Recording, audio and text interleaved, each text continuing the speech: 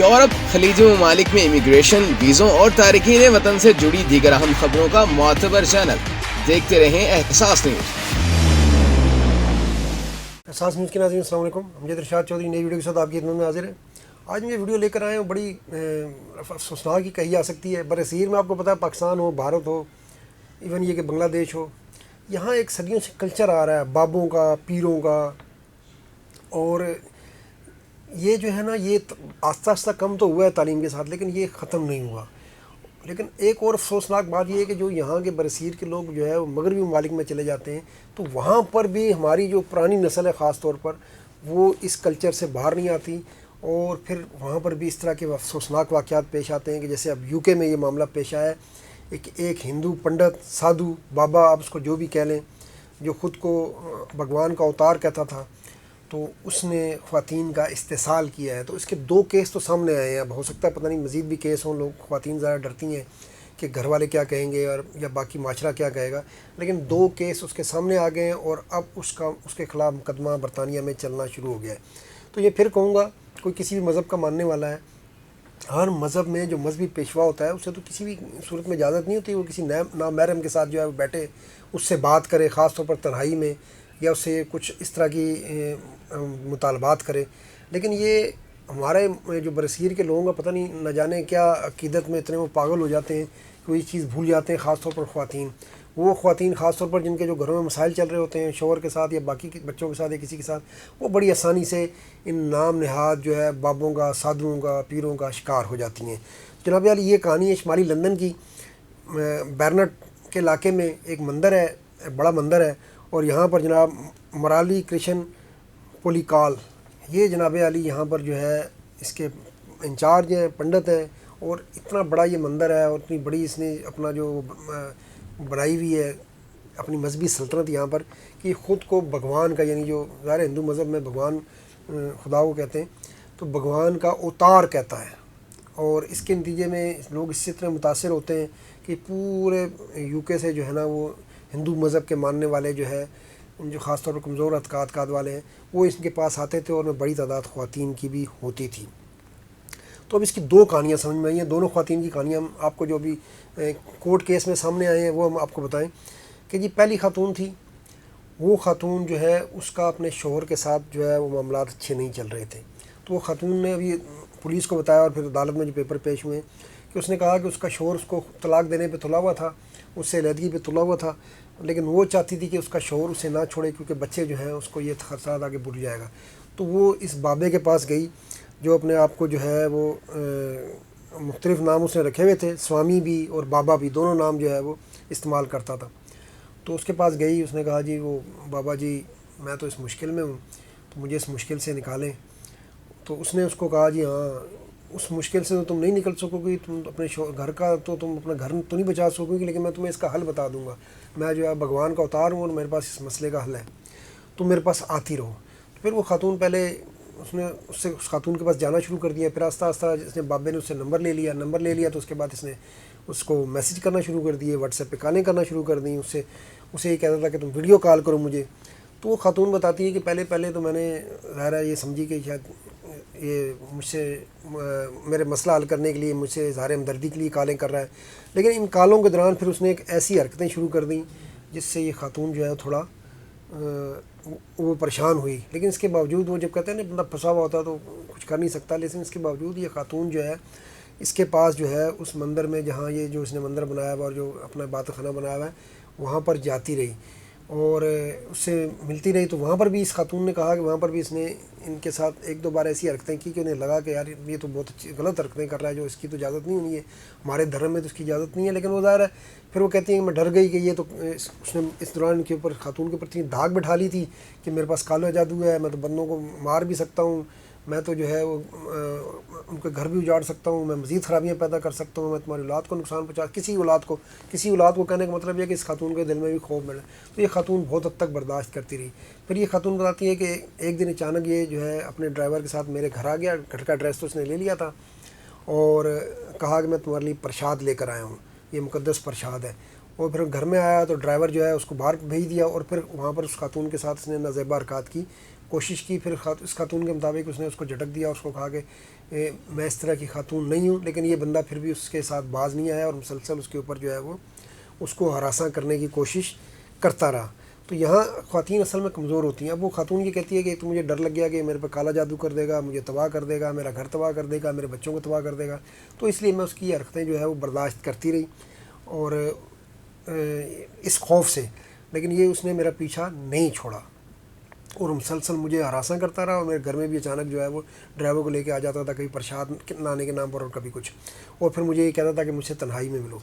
تو یہ تو تھی ایک خاتون کی کہانی۔ اچھا، دوسری جو خاتون ہے وہ نہ صرف اس کی عزت لٹی ہے بلکہ اس نے تو ایک بھاری رقم بھی اس کے اوپر لٹا دی ہے۔ یہ بیوہ خاتون تھی، یہ بھی ہندو خاتون ہے۔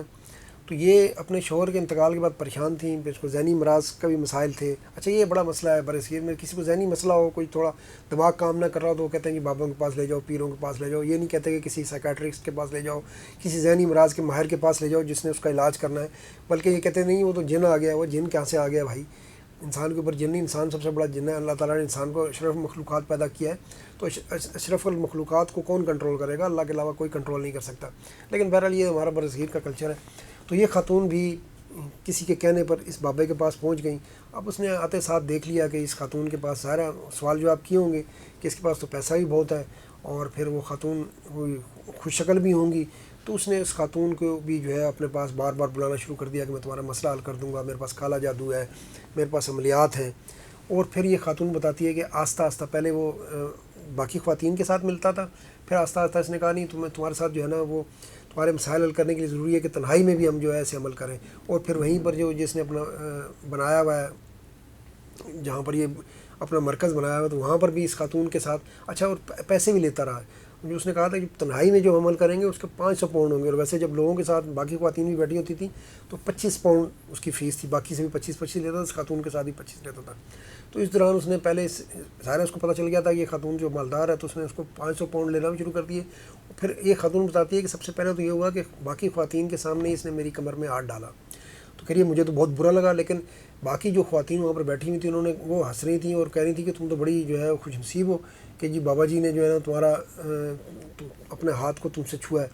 اب یہ اندازہ لگا لیں کہ لوگ خواتین کتنی ضعیف الاعتقاد ہوتی ہیں اور ان کے اوپر اس کا کتنا اثر تھا، اور ان میں سے ہو سکتا ہے وہ باقی جو خواتین بیٹھی ہوں، اس خاتون کو تو شاید نہ پتہ ہو، وہ پہلے ہی سے ہی اس کے استحصال کا شکار ہو چکی ہیں اور ان کو اس نے کہا ہوا کہ جب میں ایسا عمل کروں گا تو تم نے یہ کہنا ہے، کیونکہ ظاہر یہ پہلی 2 خواتین تو سامنے آ گئی ہیں، وہ مجبوری میں سامنے آئی ہیں، باقی تو بہت سی خواتین ہو سکتی ہیں۔ اس طرح کے کیسوں میں یہی ہوتا ہے کہ خواتین سامنے نہیں آتی۔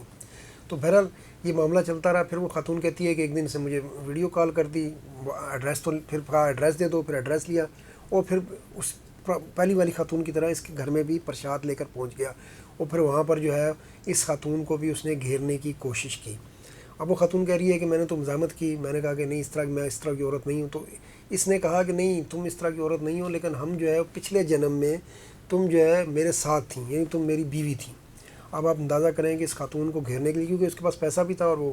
ہو سکتا خوش شکل بھی ہوگی، تو اس خاتون کو گھیرنے کے لیے اس نے یہ ڈرامہ بچایا کہ پچھلے جنم میں تو ہم ایک ساتھ تھے، تو ہم اس جنم میں بھی ہم ایک ساتھ ہو جائیں گے۔ پھر اس کو کہا کہ تمہیں گھبرانے کی ضرورت نہیں ہے، میں تمہارے ساتھ ہوں اور میں بھگوان کا اوتار ہوں، تمہیں پتہ ہے میرے پاس بہت طاقت ہے۔ لیکن اس خاتون نے جب ناراضگی کا اظہار کیا تو پھر اس نے اس کو ڈرا بھی دیا۔ اس نے کہا دیکھو میرے پاس بہت طاقت ہے، میرے پاس کالا جادو ہے، میرے پاس عملیات ہیں، اگر تمہیں میرے ساتھ تعاون نہ کیا تو میں تمہارے بچوں کو بھی تباہ کر دوں گا اور تمہیں بھی تباہ کر دوں گا۔ پھر اس دوران اس کے گھر آنے جانے 2-3 بار گیا، اور اس کے گھر آنے جانے کے بعد اس کی بیٹی بھی دیکھ لی اس نے، ان کی بیٹی جوان تھی خاتون کی، اور پھر اس کو پریشرائز کیا کہ تم اپنی بچی کو بھی لے کر آؤ کہ اس کے اوپر بھی جو ہے نا وہ جنات کا اثر ہے اور اس طرح کی چیزیں۔ تو یہ خاتون جناب ایک دفعہ اپنی بچی کو بھی لے کر وہاں پہنچ گئی، لیکن بچی تو ظاہر UK میں پلی بڑی تھی۔ اس نے وہاں پر جب گئی اور اس نے بچی کا ہاتھ پکڑ کر جو ہے نا اس کو عملیات کے بہانے اس کا بچی کا ہاتھ پکڑا، تو بچی نے ہاتھ جھٹک دیا، اور پھر وہ بچی نے اپنی ماں کو بھی کہا کہ نہ تم یہاں آؤ گی نہ میں یہاں آؤں گی۔ بچی کو وہاں سے لے کر چلی گئی، لیکن یہ خاتون اس کے چکروں سے باہر نہیں نکلی۔ ایک تو خوفزدہ کر دیا اس نے کہ میں تمہارے بچوں کو بتا دوں گا، اور دوسرا یہ کہ وہ کالے جادو کا، اور پھر ساری اس چیزیں گھیر گھار کے اس نے، اور اس دوران اس نے 1,28,000 پاؤنڈ، ایک بہت بڑی رقم ہے، وہ بھی اس سے اینٹ لیے۔ پھر یہ خاتون کہتی ہے کہ جو سب سے آخر میں معاملہ ہوا یہ کہ 3-4 لوگوں کے ساتھ ایک دن اچانک میرے گھر میں آ گیا۔ اب میں جو ہے وہ چائے بنانے گئی تو یہ میرے پیچھے باورچی خانے میں اکیلا آ گیا، اور وہاں پر اس نے مجھ سے جو ہے وہ دست درازی کی، اب یہ خاتون کہہ رہی ہے کہ میں چیخنا چاہتی تھی لیکن ساتھ والے کمرے میں میرے بچے سوئے ہوئے تھے، پھر یہ 3-4 لوگوں کے ساتھ آیا ہوا تھا، تو میں وہاں پر خوف زدہ ہوئی اور میں چیخنے چلانے کی خواہش کے باوجود چیخ چلا نہیں سکی، اور وہاں پر یہ میرے ساتھ جو ہے وہ دست درازیاں کرتا رہا۔ تو بہرحال اب جو ہے تنگ آ کر، کیونکہ ظاہر ہے یہ تو ان کا پیچھا نہیں چھوڑ رہا تھا، تو ان دونوں خواتین نے اب جو ہے وہ اچھا اس میں یہ دونوں خواتین کو ڈرانے کے لیے اس نے تیر، جس کو ترشول کہتے ہیں اور یہ ہندو مذہب میں شاید مقدس بھی سمجھا جاتا ہے، وہ بھی